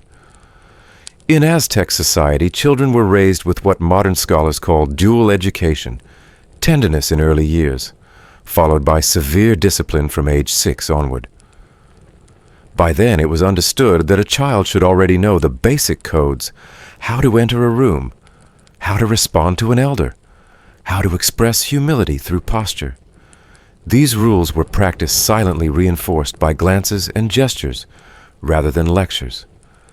And in many Bedouin cultures to this day, children are rarely given direct instructions. They learn by watching, by absorbing the rhythms of adult life. A boy helping his father with the goats will not be told to be patient, but he will see what happens when he rushes, and he will remember. Your own childhood, in whichever century or country it unfolds, is stitched with such expectations. At family meals, you knew when to smile, when to keep quiet. At gatherings, you stood at the edge of the adult circle, listening, nodding, holding in every question until the moment passed. Not because you were told, because you understood. One of the strangest and most beautiful things about childhood is how deeply children observe. Long before language, before reasoning, children learned the architecture of behavior. You learned how long a pause meant approval, how quickly footsteps signaled trouble, how the shape of a parent's silence could carry more weight than their words. There are places even today where a child may not be held for the first weeks of life, not out of neglect, but to teach independence. There are tribes where a child is named only after displaying a particular trait. There are cultures where a child's laugh is praised, and others where it is discouraged until a certain age. You remember one rule: clearly never contradict an adult in public. You didn't know why, but the one time you did, the room went still. Not angry, just still. That was enough. You never did it again. Historians often struggle to recover these fragments. The archives hold records of wars, king's laws, but rarely do they preserve the tiny moments that shaped children's inner lives. A carved stool here, a threadbare doll there, a side note in a diary. He finally learned not to speak out of turn. These are the breadcrumbs. One 19th century ethnographer in Central Africa recorded a belief that a child who makes eye contact too early can weaken their own spirit. So children there were taught to look slightly downward until they had built up enough inner strength to meet someone's gaze without trembling. A rite of quiet passage. You may not have grown up with that belief, but you remember learning the art of the half glance, the polite nod, the lowered voice. These were not things anyone taught you. They were absorbed. And now, older, you see them everywhere. In how your hands still fold when someone scolds you. In how you still hesitate before laughing too loudly. In how even in your dreams the rules sometimes follow you. Some call this grace. Others call it obedience. But perhaps it's something else, the lingering shape of all the invisible rules you once obeyed. The room is quiet now, except for the faint ticking of the mantel clock and the rustle of curtains catching the evening breeze. You lie on your back arms at your sides, staring at the ceiling above your iron-framed bed. The plaster is cracked near the corner. You've counted that crack before on nights like this when the day has been long, and the porridge cold and the oil especially strong. Tomorrow will be the same. Another morning of cold water, silent lessons in stiff dresses that itch behind your knees. But tonight, as you lie still, your fingers trace a tiny bump beneath your pillow. It's a ribbon silk blue fraying at the edges. It doesn't match your assigned outfit. That's the point. You saved it, tucked it away when the nanny wasn't looking. You don't even know why, just that it's yours. You imagine slipping it into your hair tomorrow just for a moment. Maybe beneath your bonnet. Maybe during a walk to the chapel where no one might notice. And if they do, if they scold you, if they take it away, then at least you had that small act, that spark of choice. A child, after all, must find tiny rebellions to survive a world of big rules. In Victorian England, childhood was not seen as a time for joy or imagination. It was training.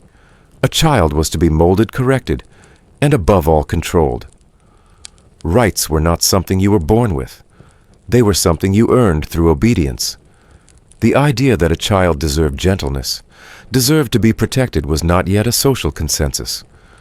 In fact, the first official use of the term child protection in British law only came about in 1889, with the enactment of the Prevention of Cruelty to and Protection of Children Act. Until then, children were largely viewed as extensions of their family's reputation. A parent's authority was sacrosanct, and any state intervention was seen as an affront. Historians still argue whether Victorian parenting was unusually strict or simply typical of the era's broader moral rigidity. But few dispute that many children, particularly girls like Mabel, were expected to internalize expectations so deeply that they became indistinguishable from personality. A cheerful child was one who smiled on cue. A quiet child was one who survived the silent chair. Yet even in this world something human flickered. A soft voice that hummed during washing. A brother who slipped you a piece of sugar. A ribbon tucked beneath a pillow. These were the gentle things. The things that weren't allowed, but endured anyway. And in time things changed. Slowly. Painfully. By the early 20th century, activists began speaking publicly about children's rights. That they were not miniature adults, that their labor should not be exploited, that they deserved play safety tenderness. You don't know this lying in your little bed. You only know the pattern of your days, the routine of discipline. But you are part of a longer story, one that stretches from the worn floorboards beneath your feet, to schools in Edo recitation halls in Baghdad, sunlit courtyards in Athens, and storytelling fires in villages far beyond the reach of foggy London. All these children from all these places lived under rules they never chose. Some endured harshness. Some found moments of warmth. Some were allowed to play. Others only observed. But they all survived. And that's what you do too. You close your eyes. You imagine a world where children ask questions without fear, where they are allowed to laugh during breakfast, where hair is brushed gently, where no isn't punished but pondered, a world that hasn't yet arrived in your time but might someday. And in that soft darkness between sleep and waking, you make yourself a quiet promise. If you survive the morning spoonful of cod liver oil, you will try again. You'll tuck the ribbon behind your ear, just for a moment, just to remember that you are still here. Because even in a childhood ruled by silence, something delicate remains. A wish, a thought, a name. And slowly the world will learn to listen. There's something gentle in the way the world quiets at night. The curtains fall still. The fire dims to a glow. And even the rules, the endless rules, seem to lose their edge. You may not have chosen the time or place of your birth. You may not have been told the reasons behind the scoldings, the postures, the heavy silences. But you survived them. You carried small hopes in hidden places. You smiled when no one asked you to. And that mattered. For centuries, children were shaped more by expectation than understanding. Their thoughts went unheard. Their hearts went unnoticed. But even in the strictest of homes, they found softness in music, in memory and quiet rebellion. And today, as you lay back and close your eyes, know this: you are part of a story that is still being written. A story that now includes gentleness, choice, and care. So rest easy. Let the crack in the plaster fade into darkness. Let the ribbon stay hidden for now. Tomorrow is a new day, and in it perhaps a new kind of childhood. End of script. Sweet dreams.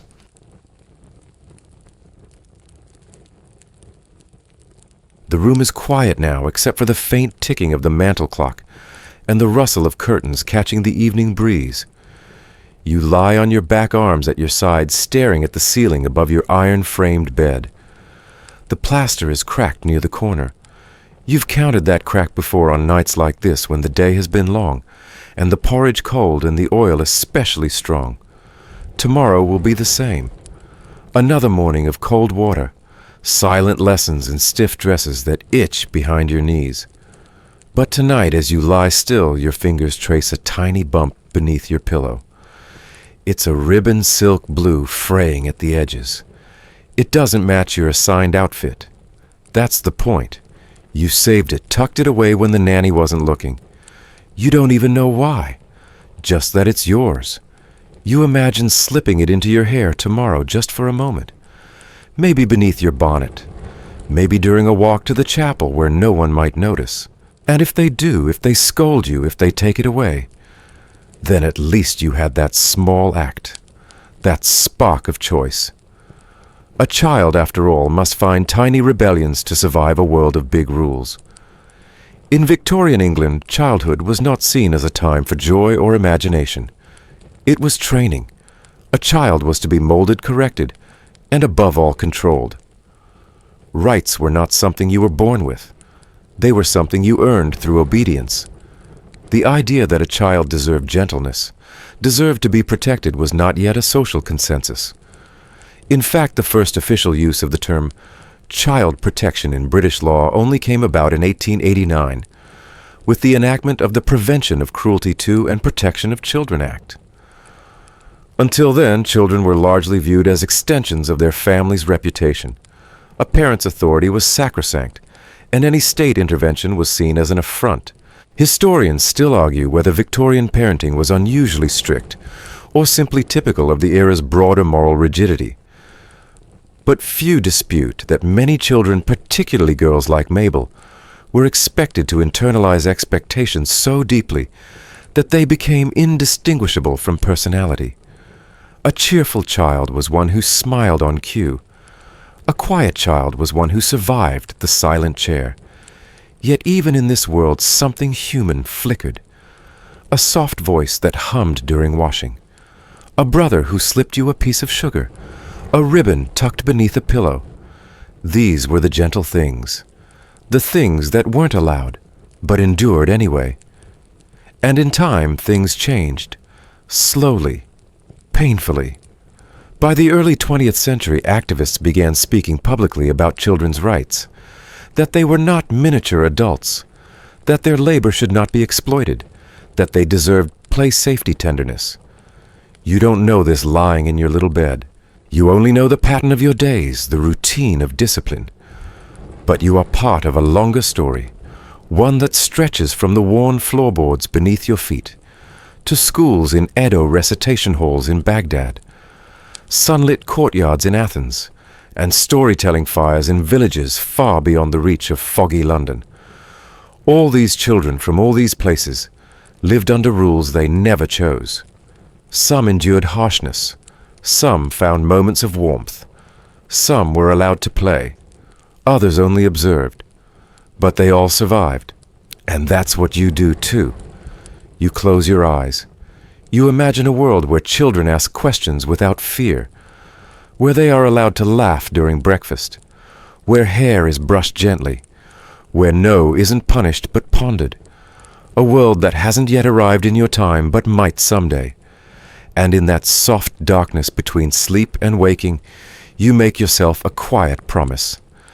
If you survive the morning spoonful of cod liver oil, you will try again. You'll tuck the ribbon behind your ear, just for a moment, just to remember that you are still here. Because even in a childhood ruled by silence, something delicate remains. A wish, a thought, a name. And slowly the world will learn to listen. There's something gentle in the way the world quiets at night. The curtains fall still. The fire dims to a glow. And even the rules, the endless rules, seem to lose their edge. You may not have chosen the time or place of your birth. You may not have been told the reasons behind the scoldings, the postures, the heavy silences. But you survived them. You carried small hopes in hidden places. You smiled when no one asked you to. And that mattered. For centuries, children were shaped more by expectation than understanding.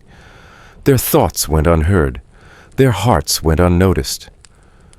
But even in the strictest of homes, they found softness in music, in memory, in quiet rebellion. And today, as you lay back and close your eyes, know this: you are part of a story that is still being written. A story that now includes gentleness, choice, and care. So rest easy. Let the crack in the plaster fade into darkness. Let the ribbon stay hidden for now. Tomorrow is a new day, and in it perhaps a new kind of childhood. End of script. Sweet dreams.